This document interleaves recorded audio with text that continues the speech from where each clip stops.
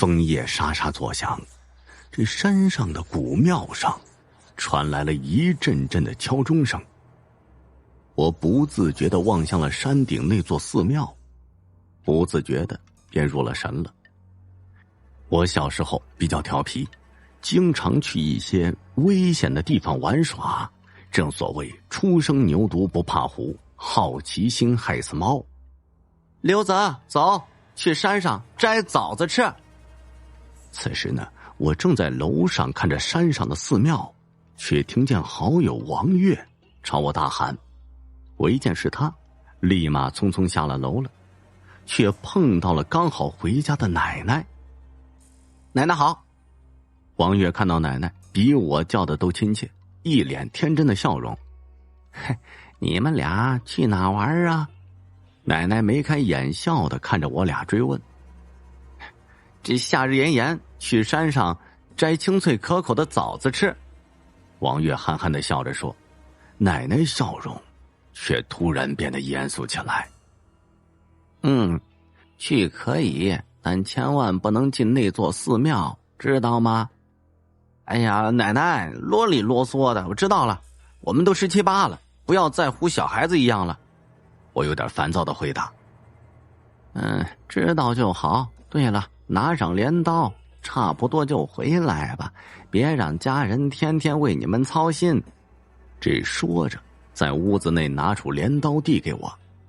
奶奶，我们走了啊。路上小心点儿。说罢后，我们就匆匆的往山上走。泽哥，你说为什么他们都不愿意让我们去山上那座寺庙呢？王月走着走着，突然提到这个敏感的话题。我诧异的看了他一眼。难道你家里人没有跟你说过吗？说什么呀？怎么都不让我进那个寺庙，也不知道怎么想的。问原因，但家里人都没告诉我。哎，难道你知道啊？可以告诉我吗？王月一下问了一连串问题。我内心就想了想，为什么他家里人没告诉他呢？泽哥，怎么了？怎么不说话了？王月突然打断我的思绪。我可以告诉你，但是你不能告诉别人是我告诉你的，成吗？好。王月一口答应下来。我听奶奶说，这座山的背面有一种奇怪的生物，只要被它盯上3秒，人就会发疯的，见什么咬什么。后来啊，这后山就被封了，不让进。正当我还没有说完，王月突然插嘴。可是那和寺庙有什么关系呢？后来有一个人不知道什么原因非要去后山，然后我突然闭口不说了，就感觉空气中有一丝丝的凉意。怎么说到一半突然不说了呀？急死人了。王月突然急了。下次再和你说吧，现在差不多有枣了。我说到这儿就不再说了，拿起镰刀在山上摘着红彤彤的山枣，拿着嘴里塞，甜滋滋的。味道真好啊，甜滋滋的。我咀嚼着嘴里的枣，说着拿出了口袋，一个一个往里装。不一会儿，口袋差不多装满了。好了吗，王月？我喊道。王月！我只顾着摘枣了，却没有发现王月突然不在了，心里就咯噔了一下。我正准备四处寻找他的时候，他突然出现在寺庙附近向我招手，我只好跑了过去。你怎么突然跑这儿来了？摘的差不多了，我们回去吧。我赶紧督促道。你着什么急呀？你看我在寺庙后面发现了什么？王月突然把手伸出来，手上面居然有一个类似于枣一样的果实，而且呢比枣大很多倍。我的天，这是什么呀？怎么这么大？头一次见这么大的枣。我惊讶地看着他手上的枣。王月啊便立刻拉着我的手来到寺院后面，只见有一棵苹果树一样的枣树，上面却只有几个和大枣一样的水果，红得仿佛像心脏。我们2个从树上摘下来以后，一个人拿着一个吃，顺手一人装了3个到口袋里。泽哥，既然我们走到寺院门口了，不如我们进去看看吧。王月好奇心突然泛起。可是奶奶说过不让进的，万一出点什么事的话，谁也招架不住啊！我赶紧说道。你还是我认识的刘泽吗？好歹我们都到这儿了，进去看看，什么也不碰，应该没什么事情。我在王月怂恿又好奇下，于是打开了寺庙的大门。打开门后，看到一棵红色的枫叶树和一个在寺院内的一口巨钟。再往里看，发现佛祖隐隐的造型。于是我踏进了寺庙，王月跟在身后。左右都是阁廊，中间那口大钟显得很奇怪，几乎是落地钟。阁廊每个角落都有一尊佛，似乎守着那口钟似的。我立马发现不对劲了，赶紧往后退，撞到了正在上前的王月。不好，我们赶紧走！我当机立断。怎么了？我们还没进去呢，为什么要退出来？王月见我突然退出来，立马问道。等我关了门以后，我才告诉他，现在呀，属于夏秋交替，红枫叶照理说已经开始落叶了，但是我发现地上并没有叶子，肯定是有原因的。再一个，就是这寺庙很久没人了，但是佛的颜色不仅没有掉色，反而更加的整洁干净。难道你想说这里有人吗？王月疑问了。我奶奶曾经说过，这里很久就没人了，自从那件故事起。我和他说道。到底什么事啊？你倒是说呀！王月有点急了。我们先回去，等下我告诉你。说罢，我便转头不停脚的跑。怎么说跑就跑啊？也不打声招呼。王月气喘吁吁的跟上我，与此同时，寺庙里面突然传出猛烈的敲钟声。你难道没有发现吗？钟声是那口落地钟发出来的，落地钟是不可能发出那么大声音的。我和他这么解释。那么，难道后山里的东西和这口钟有关？是的，传说有人去山里找什么东西，后来那人回来的时候疯疯癫癫的，被山里的僧人看到，结果却……我说这的时候，汗毛都竖起来了。磨磨唧唧的，能不能一次性说完呢？王月瞪大眼睛看着我。那个僧人找到了他的家，告知他被妖附身了，晚上必定会有事情发生的。他家人不信，结果把僧人赶出了门外。当晚所有的家畜全部都消失了，一滴血都没有留下来。他的家人第2天得知以后，便把他送到了寺庙里。第3天，他一个人就莫名其妙地出现在家里的床上。他醒了以后，整个人就好像没有去过后山和寺庙一样，彻底忘了这件事儿。我把事情呢原原本本告诉了王月。那为什么寺庙没有一个人呢？王月问道。这我也不太清楚，是人们再次去寺庙里烧香的时候发现的。寺庙里竟然一个人也没有了，那口钟也平白无故地落在了地上。好了，我们回去吧，时候也不早了。说罢以后呢，我们已经来到了村口了。刘子，我先回去了啊，就不去你家了，我脑袋有点疼。王月摸着额头就回去了。那好吧，再见。我和王月道别以后，就匆匆回到家了。奶奶，我回来了，你看我带回来了啥？说着呢，我就拿出了在寺庙后面的枣给奶奶看。你这是哪里来的？是不是去了寺庙了？奶奶看见我手里的东西，突然变得很生气。奶奶，你怎么治？话还没说完，我突然就迷迷糊糊倒在了地上了。当我再次清醒的时候，听到耳边人在说话。把他摘的水果吃了就没事了，还有记得通知王月家里的人，他们家呢也肯定很着急。听完模模糊糊的声音以后，接着就是手机的通话的声音。感觉到嘴里流入一丝果子的味道，似乎不是甜甜的味道，反而有点血腥味儿。然后我就迷迷糊糊睡了过去。当我醒过来的时候，已经是第3天晌午了。你醒了呀？王月找你呢。奶奶端着一碗红色的水走进了我的房间。把这个喝了再出去。奶奶把碗递给我，我接过碗便喝了。谢谢奶奶，这真甜呐。我对奶奶说道，便出了门了。哎，以后就没有了。奶奶自言自语的说道，似乎不想让我听见。王月找我什么事儿啊？我见王月在我家客厅便问。只见王月手里一翻，出现了一个类似枣子的水果。你看，我在山上发现的，要不要去摘山枣吃啊？王月对我说。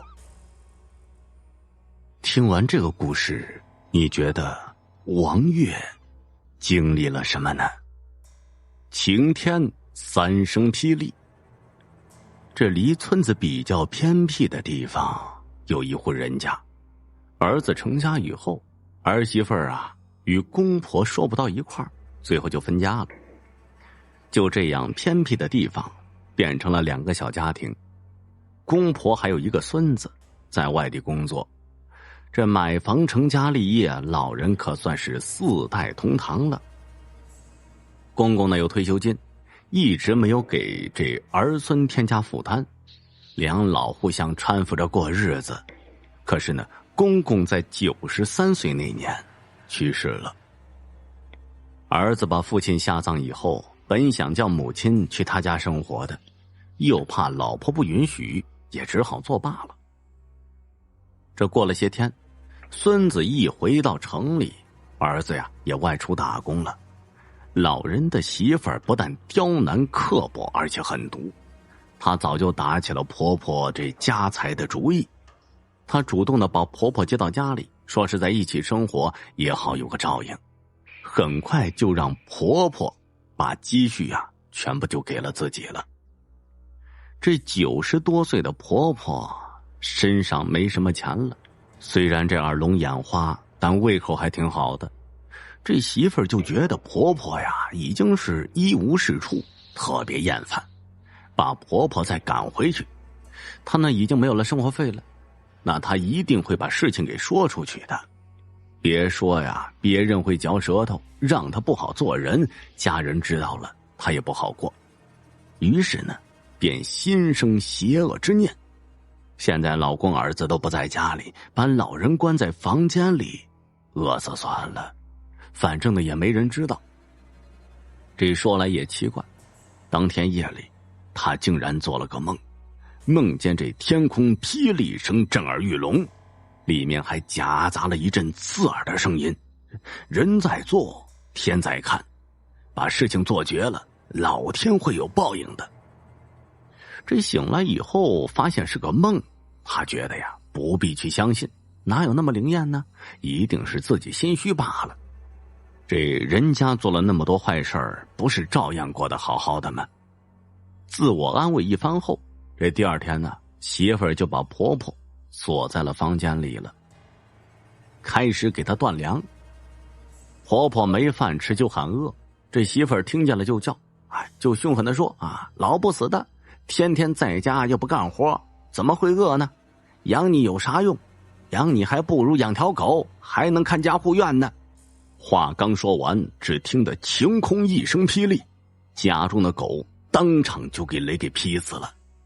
这狗说：“我是真的躺枪啊！”媳妇儿心中一惊，真是老天开眼不成，一定是凑巧。这她没有停止邪恶之心，第2天呢，依旧不给婆婆吃饭。这婆婆在屋里拼命的喊：“饿，我想吃饭。”这媳妇儿呢，又凶狠的说：“快饿死算了，给你吃有啥用？养你还不如养只鸡，养只公鸡会打鸣，养只母鸡还会生蛋。”这刚说完，家中的公鸡母鸡又给雷给打死了。公鸡母鸡说：“我这招谁惹谁了呀我？”这媳妇儿就有点恐惧了，但转念一想，哪有这么灵验呢？他有心在于老天一试，家中的狗鸡都没了，还有3头猪呢。猪说：“大神，咱们到这停吧，我还想多活一会儿呢。”他还是相信，这除了人眼，不会有天眼之说。到了晚上，这媳妇儿还是不把婆婆的门打开，也不给老人吃饭。这老人打不开门，再次喊饿。这媳妇儿听到以后又说道：“你快点饿死吧，给你吃了有啥用？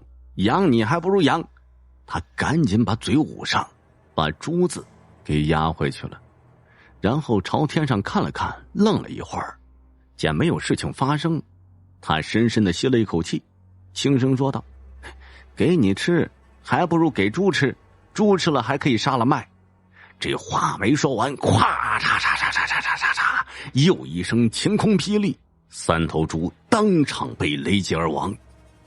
你猜猪怎么说？这媳妇儿此刻呀，早已经吓得是全身直打哆嗦，嘴里不停地喊着：“老天爷饶命，老天爷饶命！”我信了，真的信了。这时啊，老人喊了起来：“我饿了，我要吃饭。”这媳妇儿一听，赶紧答道：“我来了，再不养你，我就是这些畜生的下场了。”从此啊，她不再对婆婆不敬了，本本分分的将老人养老送终。后来，这媳妇儿遇见人家虐待公婆，她会在儿媳妇耳边说上一句：“要让人不知，除非己莫为。”老天真的，真的有眼，谁不信，就会遭报应的。上错坟。张丁是个不孝子，他爹啊张老汉去世以后，一连几年他也没去上过坟。这一天呢，张丁喝多了几两酒，也不知道是哪根筋搭错了，突然想去给老爹上坟了。于是呢，买来纸钱，去他爹的坟头祭祀。谁知道这小子喝的是迷迷糊糊，竟跑到别人坟头上，又是烧纸又是磕头的，完了，拍拍屁股就回家了。他这一搞错，可把他爹给害苦了。原来张丁这么多年呢，也没有来祭祀，他爹在下头早就穷得叮当响了，好不容易盼到儿子给他来上坟，没想到却把钱送到别人家去了。关键那家坟头的主人，人称孙老赖，活着的时候就出了名的赖账，死了还是这德行。孙老赖见张老汉上门来要钱，把眼睛一瞪说：“这是他在我坟头上烧的纸钱，你凭什么来要？”这无奈之下，张老汉只好跑到衙门去告状，想让官爷评评理。这官老爷接了张老汉的状子以后，让鬼差把孙老汉传来，这问他为什么赖着别人的钱不还。没想到孙老赖大呼冤枉，说张丁是专门跑到他坟头送的纸，送的钱。官老爷就疑惑地问他：“张丁跟你非亲非故，他为什么要给你送钱呢？”孙老赖眼珠子转了转，辩解说：“张丁曾经借过他一笔钱未还，这次啊肯定是特意来还账的。”官老爷听了一时不分真假，皱着眉就想了老半天，结果一拍桌子说：“这事儿好办，我让鬼差把张丁的魂魄勾来，一问他不就清楚了吗？”这一听张丁的魂魄勾来对质，可把孙老赖给吓坏了。他没想到关老爷会如此小题大做，要是费这么大周折，到时候证明他说谎，那关老爷还不把他扔到油锅里炸个外焦里嫩呢？这孙老赖开动脑筋想起了对策。俗话说有钱能使鬼推磨，他急忙找到去勾魂的2位鬼差，奉上金银，请他们务必帮自己一把。2位鬼差得了好处，自然是心领神会。再说张丁，这夜半三更躺在床上睡得正香，突然被人叫醒了，睁开眼睛一看，顿时吓了个半死。只见2个青面獠牙的鬼差正站在床前看着他，一个鬼差伸手轻轻一拉，张丁的魂魄就轻轻地从身体里飘了出来，落到地上。2鬼差并不急于锁他，而是先问他昨天晚上去谁的坟头烧了纸。张丁感觉挺纳闷的，我去我爹坟头烧的纸啊，难道烧纸还惹上祸事了？鬼差把前因后果一说，张丁听了呀，差点没后悔死。早知道不去烧这个倒霉纸了，现在惹祸上身，他哆哆嗦嗦的就问鬼差：“鬼差大人，我这一去还能不能回来呀？”一个鬼差阴森森的一笑说：“哎呀，这要看你怎么说了。如果你说是上错坟头，因为你的过失给我们造成这么大麻烦，那么这趟就是单程的，甭打算再回来了。可如果你说你以前曾借过孙老赖一笔钱未还，这次特地去他坟头烧纸还钱的，那可就没有你的过失了，关老爷还得差我们把你送回来。”听了这话，张丁马上改口，说自己就是给孙老赖去坟头烧纸的。2鬼差相视一笑，锁了张丁，就来到地府了。关老爷见勾来了张丁，马上传来张老汉和孙老赖，喝令升堂。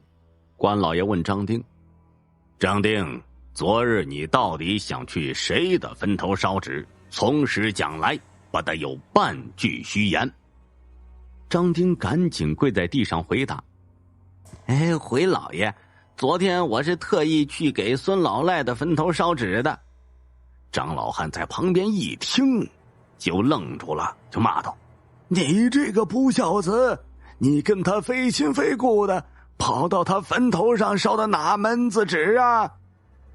张丁一本正经的说：“你爹啊，我欠人家一笔钱没还，昨天突然想起来，所以才去他坟头烧的纸。”说完还埋怨张老汉：“爹你也真是的，这又不过年又不过节的，我怎么可能给你烧纸啊？”还没等到张老汉再说什么，这关老爷一拍惊堂木就喝道：“欠债还钱，这是天经地义的事，有什么可说的？”这说完，令鬼差把张丁给送回去。事情至此已经水落石出，张老汉不仅没有得到钱，还要承担打官司的费用。张老汉回去以后，左邻右舍听到他输了官司的消息，都上门来安慰他。有个刚从那头过来的人说，孙老赖死后，不少人拿着他写的欠条找他儿子讨债，按说父债子还，无可厚非。可他儿子赖账的本事比他老子有过之而无不及，说他和爹啊早就分家了，让他们找他爹要去。这些人跑到法院打官司，也没能打赢。大伙听了，个个都是愤愤不平。张老汉更是越听越生气，这个孙老赖活着的时候赖了多少乡亲的血汗钱？关老爷不是说了吗？欠债还钱天经地义，凭什么他可以赖着不还？不行，咱得想个办法，让他把赖下的钱给还上。听张老汉这么一说，大家都不吱声了。过了一会儿，有个人小声说：“这俗话说民不与官斗，穷不与富斗。你不是刚输了官司吗？我看呐，别劳民伤财的折腾了。”张老汉想了想，他说呀，有一个办法。他如此这般的说了一通，大家伙你看看我，我看看你，说这办法能行吗？张老汉一拍大腿说：“行不行？咱们也得试试看，要不我咽不下这口气。”这过了几天，张老汉联络了一帮人，去找那2个鬼差，说是快到清明节了，想让他们通融通融，准许他们回去给儿孙托个梦。张老汉把鬼差拉到一旁，悄悄地说：“鬼差大人，这次我回去托梦，让儿孙清明节的时候多烧点过来，到时候每个人给鬼差大人2斤元宝作为酬谢。”这俩鬼差一听这买卖划算呢，连忙就答应了。到了清明节前夕，不少被孙老赖欠钱的人都做了一个奇怪的梦，梦到去世的祖辈告诉他们，清明节祭祀的时候什么也不烧，只要把孙老汉写的欠条烧给他们就行。这个梦啊做得挺奇怪的，这些人醒来以后觉得挺蹊跷的，于是呢互相打听了一下，原来被孙老汉欠钱的人竟然都做了这个怪梦。大家伙明白了，这是祖辈在给他们托梦。既然是祖辈托梦，那就照着他们的要求来吧，反正现在这些欠条在手里呀，也是废纸一张。于是大家伙在清明节祭祖的时候，都在祖辈坟头烧了一堆欠条。这清明节过后，那俩鬼差喜滋滋的来收取他们应得的报酬，没想到啊，什么也没收着。这帮人都愁眉苦脸的给他俩诉苦，说大过节的我们什么也没收到，只收到了一堆欠条。哎呀，这也不能怪儿孙们，因为他们的血汗钱要不回来，自己生活是捉襟见肘，哪还能顾得上我们吗？这不回去托梦要钱，把儿孙逼急了，竟然烧来一堆欠条来，说这孙老赖死了呀，他们要不到，让我们有本事自己要去。这俩鬼差起初还不相信，后来一调查，嘿，还真有这事儿。清明节这些人真的是啊，连个铜板都没收到，只收到一堆欠条。俩鬼差当即拍着胸脯就说啊，这放心，这官司我俩替你们打，咱们丑话可要说到前头，等官司打赢了，你们有了钱，你们承诺的金元宝可一个也不能少。这俩鬼差回去以后，添油加醋的在关老爷面前狠狠的告了孙老赖一状，听得关老爷火冒三丈，马上令人把孙老赖抓来，又传众人上堂对质。大家伙拿出欠条作证，这次没有鬼差帮他，再加上证据确凿，孙老赖再也没办法抵赖了。关老爷啊一拍惊堂木，大声宣布，孙老赖赖账不还，搅得阴阳两界不安，判令上刀山下油锅，以示惩戒。所欠款项按照阴阳汇率折算清楚以后，连本带利一并偿还。如果变卖家产以后还无法还清，罚作苦役赚钱还债，直至还清为止。断掉的手指头。老宋在上班的时候被厂子的员工称作宋大胆儿、宋英雄，他从来没恐惧过，包括让他满脸伤疤那一次，以及他缺失掉的那2根手指头那一次。说实话，老宋的满脸伤疤是让人看的。95年，老宋下了岗，在一家国营单位垮台后，老宋开起了烧烤摊，生意嘛还算不错。到了97年，老宋已经有点小钱了，在一天晚上，他阻止2个流氓调戏一个小姑娘，被4人报复性在摊前砍得满脸是血。那次老宋没有怂，即使浑身是血，也砸碎了一个啤酒瓶子，狠狠地插进一个人的肚子，但终究啊是寡不敌众，被砍翻在地。当然了，这些和本次说的无关，只是解释一下为什么他是满脸的伤疤。下面说呀，老宋手指头的事儿。在某天晚上，2瓶好酒几个好菜，我和老宋度过了一个故事之夜。几瓶酒下肚以后，老宋举起自己的手指问我，老鬼，你猜我的手指头是怎么掉的？我摇了摇头，然后猜道：嘿，打架被人砍的，还是赌钱出老千被人剁了？这老宋呢，就狠狠地捶了我一下，大骂道：对死你！我没那么出息啊！我还出老千，我这手指头可牵扯2个故事，你想不想听啊？说完呢，就用眼神示意他空空的杯子。我赶忙给他倒上酒，2人碰了一个，然后呢，他就讲了下面这个故事。那是老宋年轻的时候，4年的工厂生活让他变成了远近闻名的宋大胆儿，他的胆子也慢慢的在随着逐日渐多的人和呼喊声中越来越大。那一年，工厂合营，他们都去一家国营大厂子，待遇好了很多。不出一段时间，新的同事也知道宋大胆的名字了，还越传越离谱。据说走夜路遇见不干净的东西，大喊一声宋大胆儿就没事了。其实这纯属胡扯。那天老宋下夜班，是个交替班，晚上2班倒。那时候很人性化的，一夜只工作半夜，然后换班，不会像现在的某些工厂一样通宵加班，白天还要继续工作。在这里老鬼要痛斥一下那些黑心的老板。虽然老鬼经常和这些黑心老板有生意上的来往，但是说实话，打心眼里瞧不起这些人。所以我常常说一句话，最可怕的不是鬼，是人。老宋下了夜班，就骑着自行车去他位于紫荆山路的大伯家。这紫荆山路呢，是河南省的郑州市的一条路。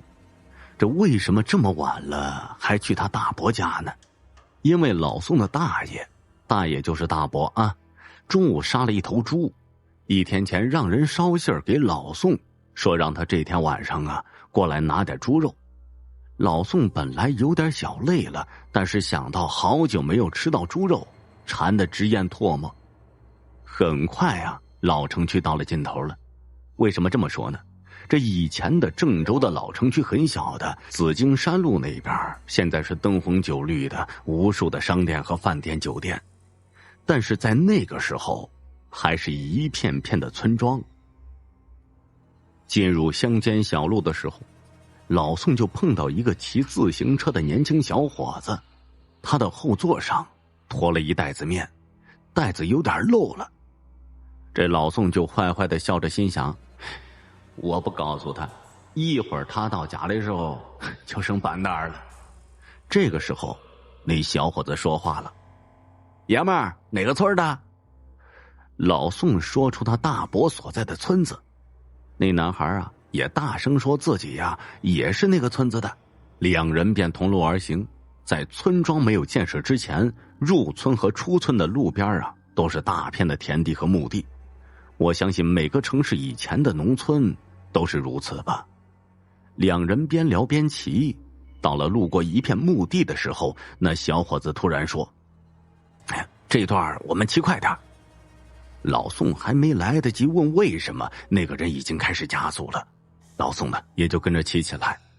2人骑着骑着，就发现这路是越来越生疏，走过的路貌似一眨眼又在正前方，而过了那段又发现他又在不远的前方。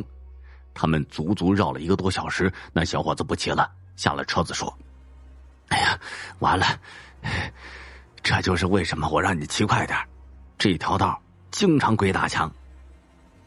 老宋倒不害怕，鬼打墙最多困住人，但没听说过害人的。这时他就问道：你这半夜驮点面能啥了呀？其实他也不好意思了，想提醒那个小伙子面袋漏了。小伙子有些恐惧地说：都什么时候了，你还说面的事儿？面是单位发的。哎呦，怎么袋子漏了？多亏你提醒了我。这老宋听了以后挠了挠头，他也有些不好意思了。为刚才自己没有提醒小伙子而有些尴尬。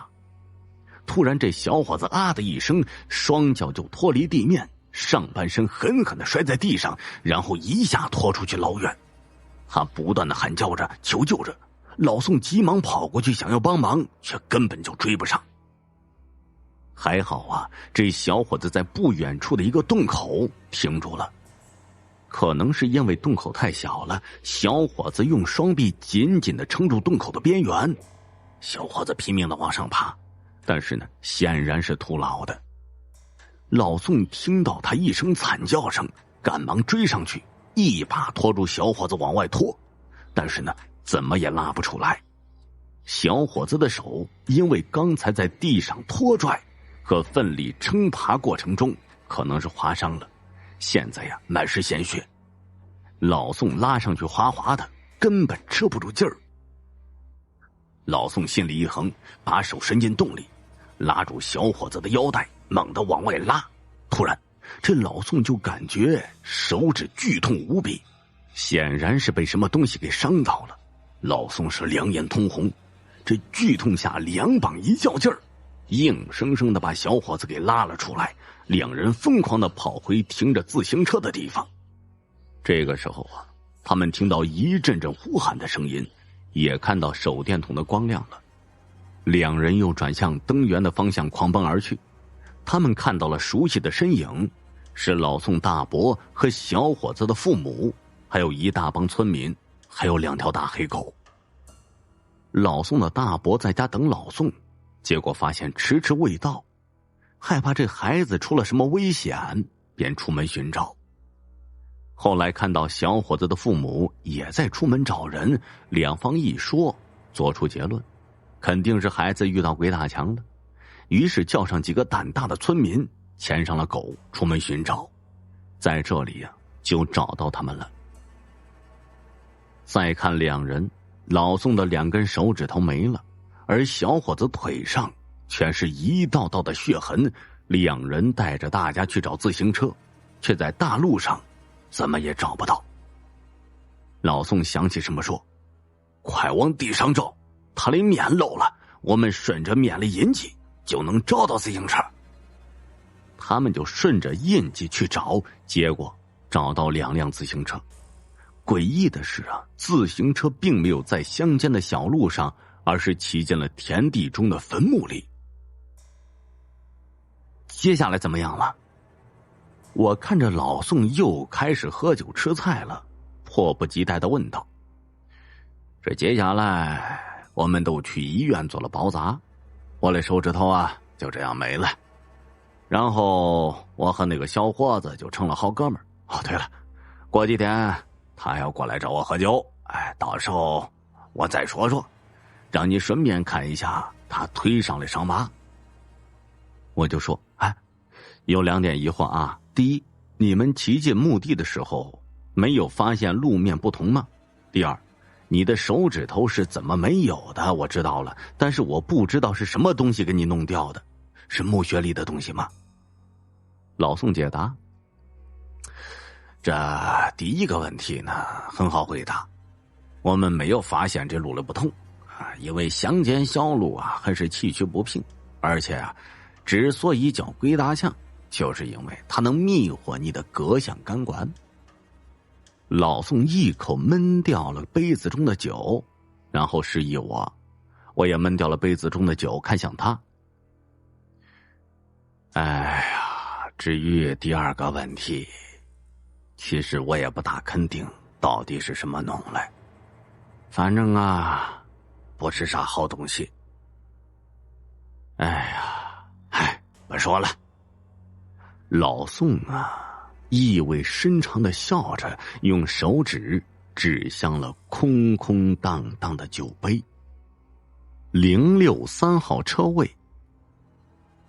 老顾是个老司机，给单位领导开了一辈子车，口碑甚好。前2年退休了，不摸方向盘，手刺痒，总觉得心里空荡荡的。老顾儿子小顾是个孝顺孩子，见此情景，有说老婆买车，名义上呢是提升自己的生活品质，暗地里给老爹解闷儿。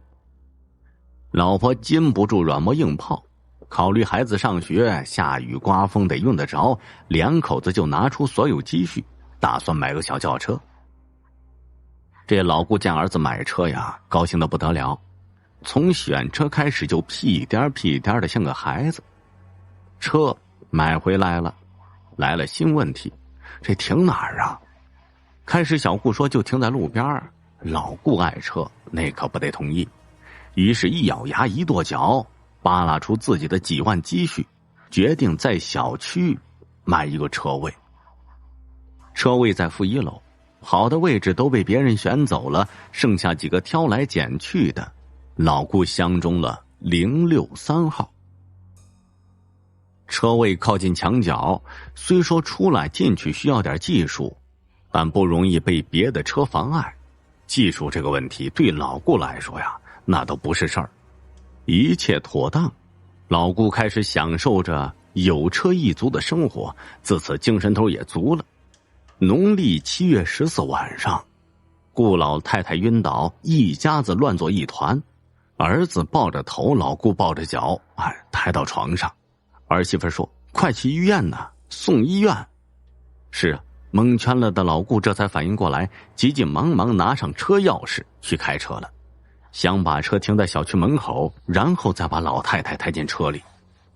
老顾打开车门，坐进车里，一手抓住方向盘，低头插上车钥匙，打着火，打开车灯。就在松离合的一刹那，扫了一眼后视镜，发现车尾右后方墙角蹲着个人。这谁3更半夜蹲在那儿呢？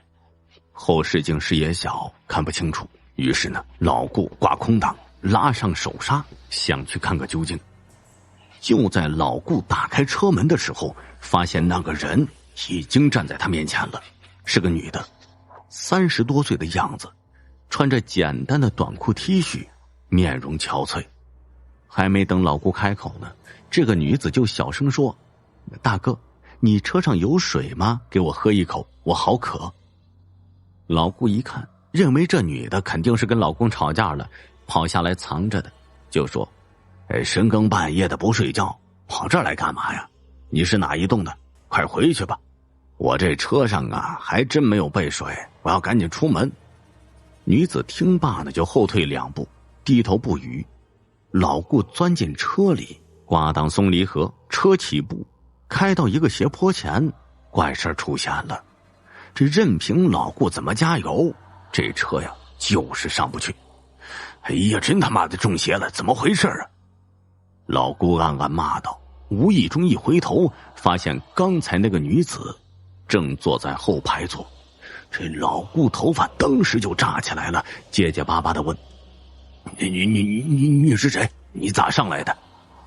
女子低头不语，嘴里嘟囔着：“我好渴，我想喝水。”这老顾头脑一片空白，拉开车门飞奔出去，一直跑出小区门口，看到小顾和媳妇儿架着这顾老太太才停住，脸色苍白，上气不接下气的说：“遇到鬼了，遇到鬼了。”小顾说：“爸妈还迷糊着呢，你开啥玩笑啊？”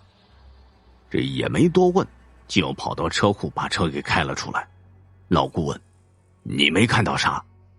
小顾就说：“你眼花了吧，啥也没有啊。”“你上坡不费劲？”老顾又问：“费啥劲儿啊？我看您是急糊涂了吧？”这老顾啊被吓破胆儿了，像丢了魂儿一样，平复了好几天才缓过来。但自此以后再也不开车了，也从此不去负1楼了。1个月后，一场大雨，老顾钻进小区门口的保安亭避雨，听到保安队长谈起一件事儿，说是去年夏天，一个女的开个外地牌照的车到负1楼，在车里烧炭自杀了。事后个把月，保安小王清理出入卡时发现那辆车不对劲，进而才发现呢车里死了个人。后来物业保安队开会，不能让这事儿往外说。老顾就问：“在负1楼啥位置啊？”保安队长说：“就西北角63号的那个地方。”通灵的小女孩，这是发生在上世纪50年代中晚期的一则怪异的故事。北极山坐落在风景秀丽的义陵县境内，山虽然不大，也就海拔1200多米，但因为有紫薇大帝的北极庙，故在方圆100里范围内颇具名气。北极山下有一个规模较大的村庄，约莫有近1000人口。这个村子很有特色，大部分院落还都保持着明清的建筑风格，是古色古香，风景如画。平日里游人如织，车水马龙，来往不绝。在村子的南端有一户人家，宅院大门虽然是新翻盖过，但院内却仍保持了明清建筑的风貌。这门口长有一棵100年龄的垂柳，当地俗称倒栽柳。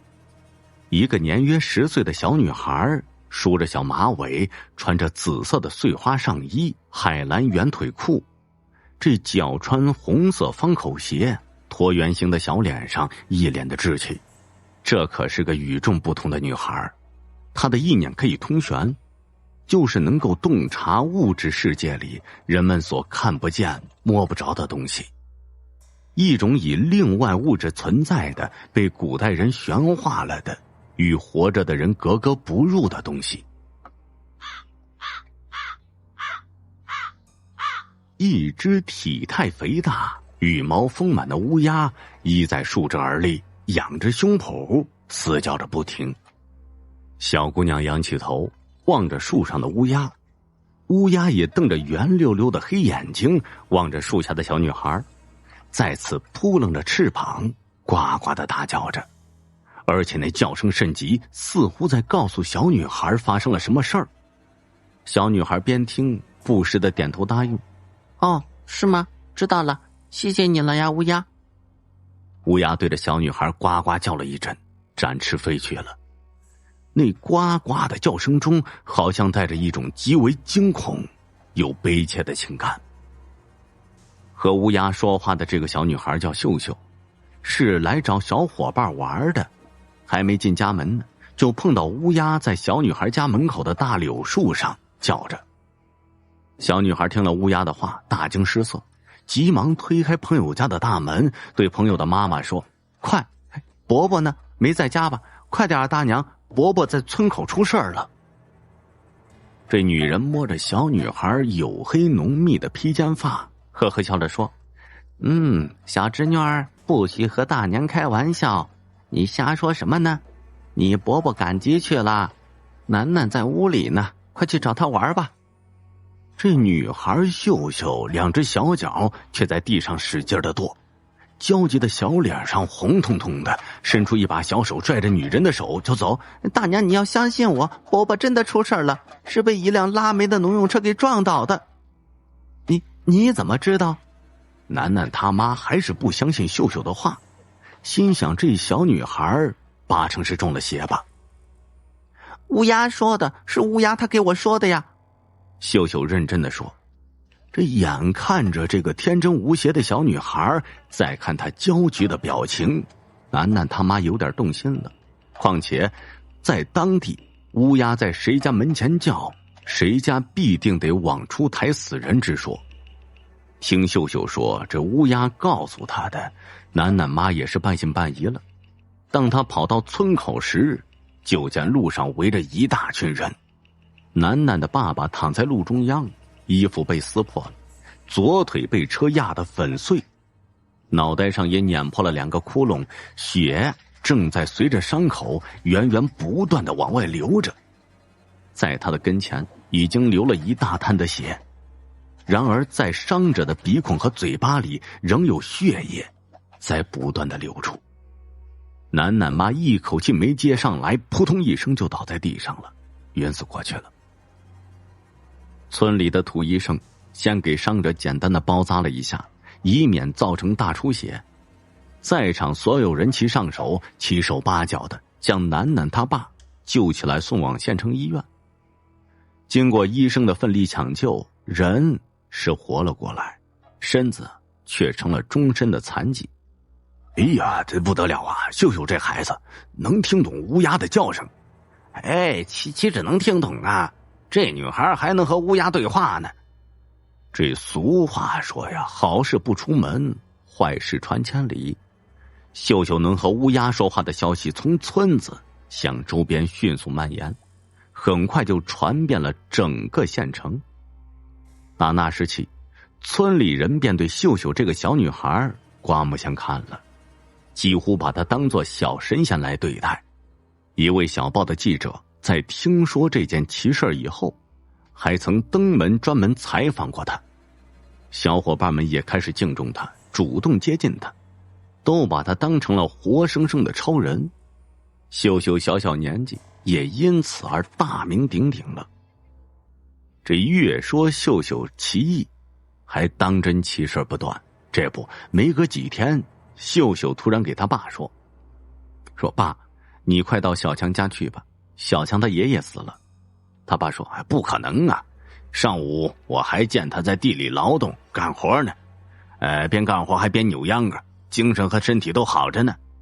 可是这会儿确确实实变成死人了。秀，以后不许胡说啊，小孩子要实诚。我就是诚实啊。秀秀嘟起了小嘴，不高兴了。谁胡说的了？我没胡说，你要不信去看看不就知道了。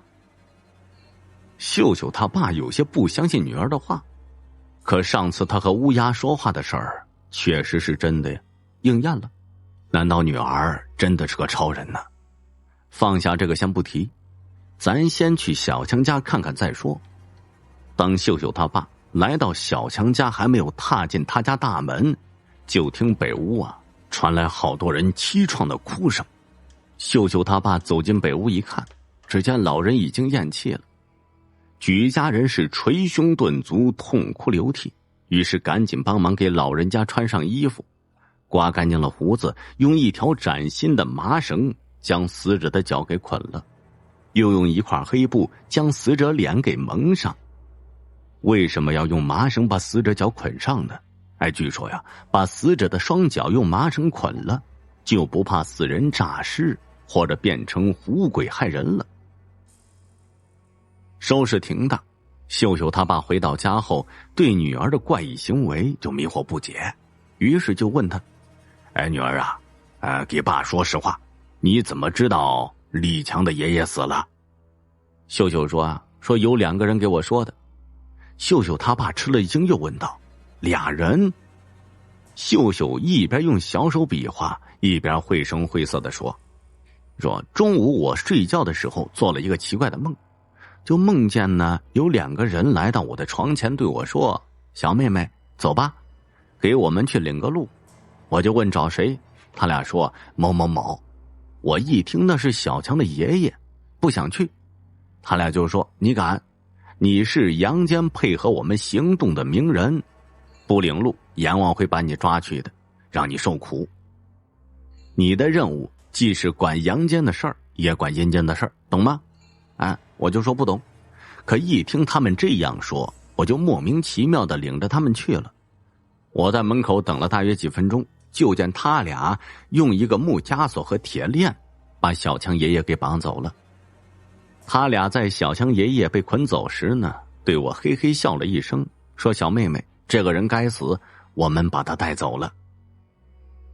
这秀秀他爸又是一惊，赶紧就问道：这2人长什么样啊？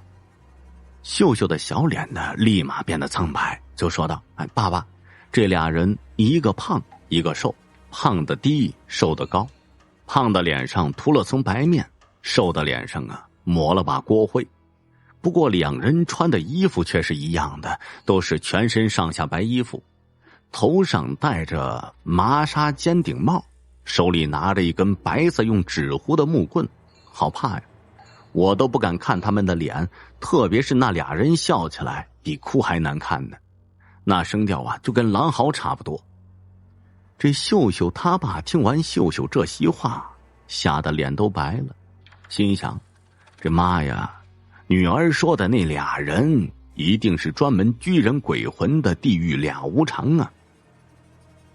黑无常和白无常，那么说咱女儿岂不是也在帮助黑白无常摄人魂魄？这女孩屡屡看到灵异的事儿，吓坏了秀秀爸。晚上在一盏如豆灯的昏暗的灯光下，秀秀他爸对他妈提出了自己的想法：这孩子妈，这女儿有问题，咱不敢抚养了，要不送人？你敢？秀秀妈一听他爸要把秀秀送人，一把掀起身上的被子，这柳眉直竖，是秀目圆睁，厉声道：女儿是娘心头掉下来的一块肉，你舍得，我还不舍得呢。这个他爸就说：哎，祖宗你小点声行不？秀秀和他奶奶在隔壁睡呢，如果不送人，可这孩子是个阴阳人，经常跟鬼打交道，这怎么得了啊？长大了还工作不工作，还找不找婆家？秀秀妈就忍不住掉下眼泪说：哎，不要说她还是个人，一个天真活泼的小女孩，她就真是个鬼，我们养她这么大容易吗？何况你怎么忍心将亲闺女送人呢？你以后绝不能在我面前再说把女儿送人的事儿了，再提这话，老娘我就跟你翻脸，不客气了。秀秀他爸看这只母老虎发了威了，吓得呲溜一下就钻进了被窝，用被子蒙着头，嗡里嗡气的说：我不过是嘴上说说罢了，你怎么还当真了？好，咱们就好好养活吧。在被里越想越害怕，想了半天，秀秀他爸还是忍不住掀开被子，一脚挤出只有半只眼和半张嘴说：哎，说不定哪天秀秀就又对咱们说。话还没说完，突然就听到小女孩秀秀在隔壁大喊：爸爸，不好了，你快去村西头放养老汉家一趟吧，他要死了。秀秀他妈的脸色一下就变白了，一丝清风拂来，挂在墙上那盏如豆的油灯噗的一下就灭了。套娃的故事。云天之地，风景秀丽，人杰地灵，这是一条热闹的街市，道路的两旁商家云集，琳琅满目的各色商品要的人是眼花缭乱。月秋和几个朋友在那里逛了一天都没有感到疲惫感，乐不思蜀中。在街角的一家店里，月秋给妻子买了一条绚丽的纱巾，这是当地的一大特色产品。接着月秋和朋友们又逛了几家民俗商店，突然一家名为套娃之家的商铺就引起了他的注意。他和朋友们便好奇地走了进去。进入店内，月秋被眼前的景象给震撼住了。只见店内的柜台上到处摆满了套娃，那些套娃大小不一，色彩逼真，神态各异，仿若真人一般。他爱不释手地拿起一个套娃，细细打量起来。这是一个小女孩的套娃，打开后里面是一个小男孩，而小男孩的里面套着的是个小婴儿。月秋想到自己家里是一个小姑娘，当即决定把这套娃给买了下来。他抬头问店主：这个套娃多少钱呢？只见那个皮肤黝黑的店主闷声说道：44块，不还价。虽然价钱似乎贵了点儿，但好在这个套娃做工非常精致，倒也值这个价了。于是月秋立刻掏出钱包付了钱，拿好包装好的套娃，便和朋友们离开了店铺。但是他没有发现身后店铺那个商家一道阴寒的目光一直都紧紧地盯着他。不多时，店内深处发出一声桀桀的阴恻恻的笑声。愉快的云南之旅结束了， 2天后的傍晚时分，月秋回到家中，一进门，屋里就传来一阵银铃般的欢快的声音：“是爸爸，爸爸回来了！”一个大约3岁左右的小姑娘从里面跑了出来，一把搂住她的双腿。这是月秋的女儿灵儿。月秋轻快地从地上抱起女儿，无边疼惜地在她稚嫩的脸上亲了一口。“你回来了？”妻子从厨房里走了出来。“是啊，这几天辛苦你了。喏，这是我给你买的纱巾。”月秋说着，从包里拿出一条纱巾递给妻子。妻子笑着接过，说道：“都老夫老妻了，这么客气干嘛？”说完，还是非常兴奋地把纱巾系在脖子上。“嘿，你戴这个真漂亮。”月秋见后，不由得赞叹道。“别贫了，你给灵儿买的什么礼物啊？”妻子问道。月秋把灵儿轻轻放在地上，然后像变魔术一般，从身后拿出一个套娃。“喜欢吗，灵儿？”他把那个套娃递给了女儿。女儿灵儿兴奋地接过套娃，跳着脚在那喊：“喜欢，我太喜欢这种娃娃了，谢谢爸爸。”说完呢，便跳着回自己小屋里去了。“瞧你，会把它惯坏的。”妻子真的，哎呀，孩子喜欢就好了嘛。对了，可以吃饭了吗？坐车坐的我都饿坏了。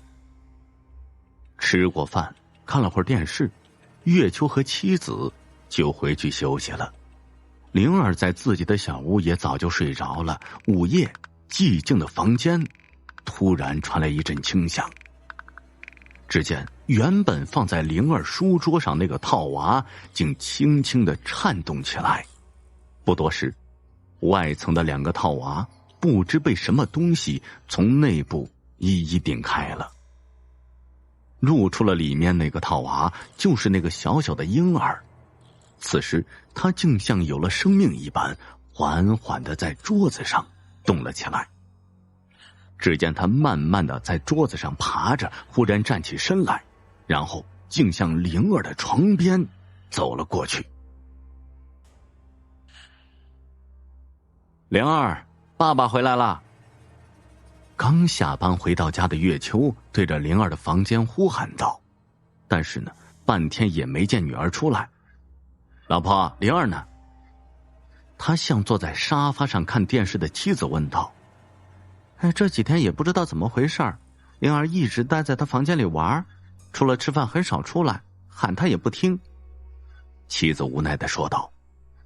月秋悄悄走进女儿的房间，刚到门口，就听到房间里传来一阵小孩嬉戏的声音。推门一进去，只看见女儿一个人坐在椅子上，手里摆弄着桌上的套娃。“灵儿乖，你在干嘛？”月秋轻声问道。灵儿仿佛有些不高兴的样子。“爸爸，你一来把我的朋友都给吓得不敢动了，爸爸坏。”灵儿埋怨道。“什么？这里哪有你的朋友啊？”月秋非常惊诧地问女儿。“就是这个小套娃呀，他这几天一直在这里陪我玩，我们一起玩得可开心了，只是你一来他就不敢动了。”灵儿用手指指着那个最小的套娃回答道。月秋走过去，拿起桌上那个套娃放在手上，掌心传来一阵透骨的凉气。只见那套娃静静待在他的手上，眯着小小的眼睛，正对他笑着，并没有什么异常啊。只是那笑容似乎带着些诡异。月秋想到这儿，身上不由打了个冷战，他没再多想，伸手把套娃放在桌子上，就抱着女儿出去吃饭了。这天，月秋正在单位上班，他的手机忽然响了起来，他拿出手机一看，是妻子打来的。他按下了接听键。“月秋，赶快回来，灵儿在家里好像有些不大对劲，电话里说不清楚，快回来再说。”听筒里传来妻子焦急的声音。月秋不敢耽搁，连忙安排好手里的工作，和同事打个招呼，便匆匆的往家里赶去。刚一进门，妻子就赶忙迎了上来说：“你快去看看灵儿，她一个人待在房间里，还把门给关得死死的，怎么喊都不答应，真是急死我了。”月秋急步走向女儿的房间，啪的一声使劲推开门。在这一瞬间，他仿佛听到一阵小孩的轻笑声，一个小小的身影迅捷的从他脚边跑了过去。待他定睛去看时，却发现只有灵儿一个人呆呆的坐在地上，手里摆弄着套娃，嘴里不知道在小声嘟囔着什么。他蹲下身，想拿起地上的套娃放回桌子上，只见一只细嫩的小手一把将套娃夺了过去。他抬头正对上灵儿的眼睛，那是怎样的一双眼睛啊，里面透着恶狠狠的光芒。只见灵儿五官扭曲，表情狰狞的大声向月秋喊道：“别动我的玩具，快点出去，不要打扰我和朋友玩游戏。”月秋被吓了一跳，反应过来后，照着灵儿的屁股就打了一下。“你这孩子，怎么现在越来越不听话了呢？看把你和我妈吓的！”他一边训斥着，一边把灵儿就抱出了房间。房间那个套娃依然静静地躺在地上，只是中间最小的那个套娃，他脸上的笑意越来越浓了，然后慢慢的竟然笑得扭曲了起来。晚上，月秋等孩子睡着以后，便对枕边的妻子说道：“那个套娃玩具，我看好像有点不大正常，明天趁灵儿不注意，你就把它扔了吧。”妻子点头答应了。第二天一早，月秋还没有起床，就听到妻子大声的呼喊：“快醒醒，灵儿生病了！”月秋闻言便从床上一跃而起，慌忙来到灵儿的房间。只见灵儿虚弱的躺在地上，脸色煞白，嘴里说着胡话，手里呢还紧紧搂着那个套娃玩具。月秋连忙抱起女儿，和妻子一起打车，匆匆的往医院去了。到了医院，医生诊断是夜里受凉引起的发烧，于是很快就给灵儿挂上2瓶水。但蹊跷的事情发生了，几天下来，挂了很多吊瓶水以后，灵儿的病情不但没有好转，反而更加严重起来，高烧一直不退。看着病床上瘦得没人样的女儿，月秋和妻子恨不得让自己去代替女儿受过。这时，旁边病床上的一个病人家属说了话了：“我看你这孩子是被什么不干净的东西给缠上了，应该就是身边的什么东西，赶紧回家去找找原因，再耽误下去恐怕会……”